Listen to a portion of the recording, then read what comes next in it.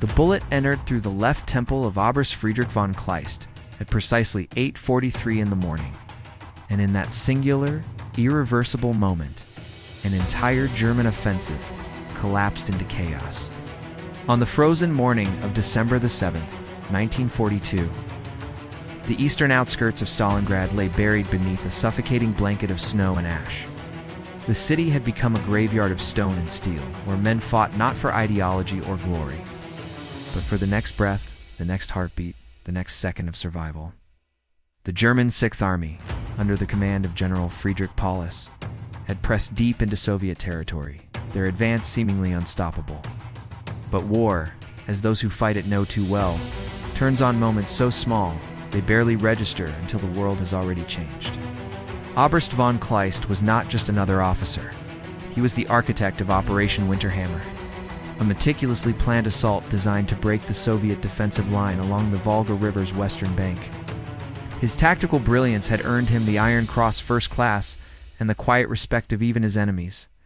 Within the German high command, von Kleist was spoken of as the man who would deliver Stalingrad, and with it, the strategic gateway to Soviet oil fields in the Caucasus. His death would not merely be a loss of leadership, it would be the unraveling of an entire operational framework built around his mind. The Soviet command knew this. In the bombed-out remains of what had once been a tractor factory, Major Dmitry Volkov of the Red Army Intelligence Directorate sat hunched over intercepted German communications, his eyes red from sleeplessness and the acrid smoke that never seemed to leave the air. For 3 weeks, Soviet cryptographers had worked to decode German field transmissions, and what they discovered sent tremors through every level of command. Von Kleist would personally oversee the final assault from an observation post designated as Point 7, a reinforced position overlooking the Lazar chemical plant. The attack was scheduled for dawn on December the 7th. The Germans believed the location was secure, hidden behind layers of defensive positions and artillery cover. They were wrong. Volkov took the intelligence directly to Lieutenant General Vasily Chukov, commander of the Soviet 62nd Army defending Stalingrad.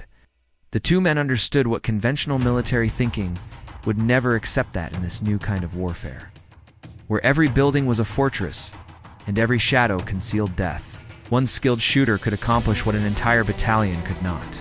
The decision was made without ceremony or debate. A sniper would be sent. The target was not a symbol or a propaganda victory. The target was the operational brain of the coming offensive. The woman who received this assignment moved through the ruins like smoke through rubble. Her name was never recorded in official Soviet documents, appearing only as Agent 17 in classified reports that would remain sealed for decades. This detail is confirmed in a wartime report from The Guardian examining declassified Soviet military intelligence from the Eastern Front. What is known comes from the testimony of soldiers who survived, from German after-action reports filed in confusion and panic, and from the silence that followed a single gunshot.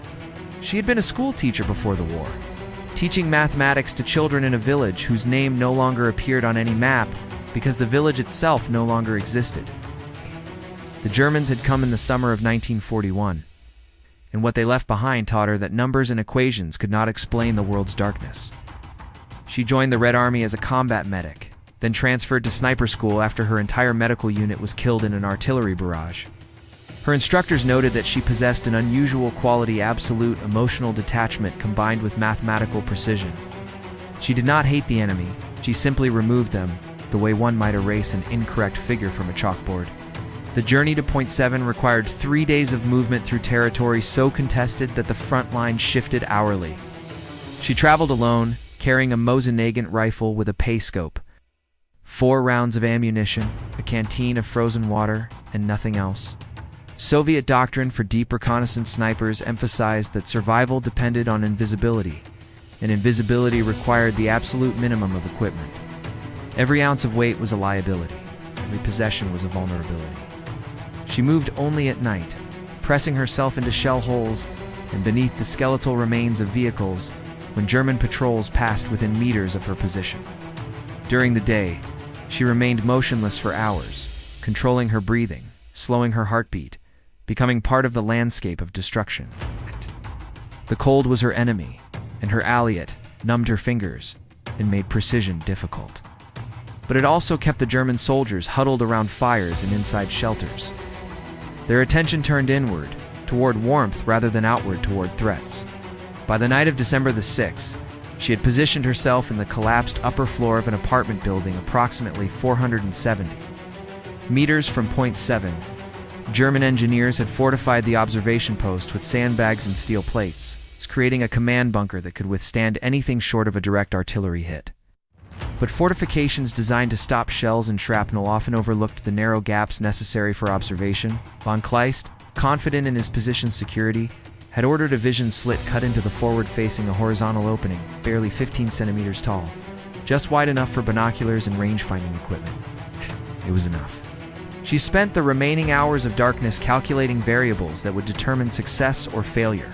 Wind speed and direction measured by watching snow drift across open ground. Temperature, estimated by the rate at which her breath condensed. Humidity, judged by the quality of frost forming on metal surfaces. The distance was extreme, even for an expert marksman, pushing the effective range of her weapon and ammunition. At this distance, the bullet would drop nearly 2 meters from the bore line. The slightest miscalculation would send the round into sandbags or steel plate.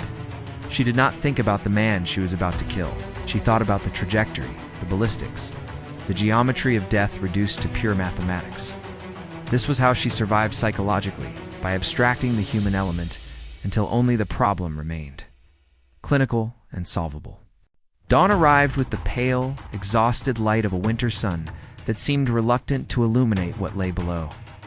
Through her scope, she watched Point 7 come alive with activity. German soldiers moved with the practiced efficiency of men who believed themselves safe, their movements casual, unhurried. She identified Von Kleist by his posture and the deference shown by those around him, the way junior officers positioned themselves at attention, the deliberate space maintained for rank and authority. He approached the vision slit at 8:41, bringing binoculars to study the Soviet positions across the frozen wasteland. For 2 minutes she watched him, controlling her breathing, feeling her heartbeat slow to the rhythm she had trained into her body. The wind had dropped to almost nothing. The distance was fixed. The angle was clear. At 8:43, Friedrich von Kleist lowered his binoculars and turned his head fractionally to speak to an aide standing behind him. The motion brought his left temple into perfect alignment with the vision slit, creating a target window that would remain open for perhaps 2 seconds. She exhaled halfway, held her breath, and squeezed the trigger. The Mosin Nagant recoiled against her shoulder. The report echoed across the ruins, sharp and definitive.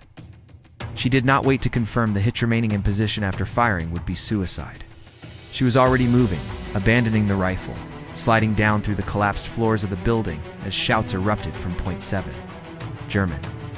Soldiers poured from defensive positions, scanning for the shooter's location, their discipline fragmenting into confusion and rage. But she was already gone, disappearing into the maze of rubble with the same ghost-like skill that had brought her there.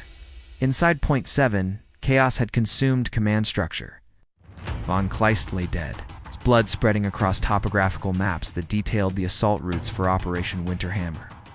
The bullet had killed him instantly, and with him died the intricate knowledge of timing, positioning, and coordination that made the offensive possible. His second in command, Major Hans Richter, found himself suddenly responsible for an operation he only partially understood. The attack plans existed on paper, but von Kleist had kept the critical adjustments and real-time modifications in his mind, believing correctly until that morning that written orders could be intercepted or captured. Richter faced an impossible decision. Launch the assault as originally planned without the tactical flexibility von Kleist would have provided, or delay and risk losing the narrow window of opportunity before Soviet reinforcements arrived. The psychological impact rippled through German command faster than any tactical reassessment. Officers whispered that if von Kleist could be killed in a fortified position behind German lines, no one was safe. The myth of security collapsed with a single bullet. The attack, when it finally came 6 hours behind schedule, lacked coherence. Units advanced without proper coordination. Artillery support arrived at wrong coordinates. Soviet defenders, given precious hours to reinforce and reposition, met the assault with devastating effectiveness. Operation Winter Hammer, designed to be the decisive blow that would split Soviet defenses, instead became a costly failure that bled German strength without strategic gain. The woman designated as Agent 17 made it back to Soviet lines 3 days later, frostbitten and near death from exposure. She filed a brief operational report confirming mission success, then returned to active duty without decoration or public recognition. In the brutal arithmetic of the Eastern Front, she had solved one equation and would be sent to solve others until mathematics or fate decided her survival was no longer probable. The strategic consequences unfolded over weeks and months. The German Sixth Army, already overextended and undersupplied, never recovered the offensive momentum lost that December morning. The failed assault cost thousands of casualties and exhausted reserves needed for defensive operations. By February of 1943, the entire Sixth Army surrendered at Stalingrad, marking the beginning of Germany's long retreat westward. Military historians would later identify multiple factors in this catastrophic defeat: strategic overreach, Soviet numerical superiority, but buried in classified documents was the acknowledgement that Operation Winter Hammer's collapse had accelerated the timeline of destruction. One bullet, 470 meters. 8:43 in the morning on December the 7th, 1942. The shot that did not win the war, but changed its geometry in ways both sides struggled to comprehend. In the calculus of industrial warfare, where millions died for kilometers of frozen ground, the idea that a single human action could matter seemed almost quaint. Yet wars are fought by humans, planned by humans, and vulnerable to the most human of elements: mortality arriving unexpected and absolute. The sniper's identity remained classified until the dissolution of the Soviet Union, and even then, her name was redacted from released documents. She survived the war and returned to teaching, this time in a rebuilt school in a renamed city, teaching children mathematics, and never speaking of the equation she solved on a frozen morning when the world turned on the space between heartbeats. What remains is the lesson that planners and generals prefer to ignore that in war. As in life, everything can change in the time it takes to pull a trigger. One shot, one moment. One death that carried within it the seeds of 1,000 more, and the end of an empire's dream of conquest in the East.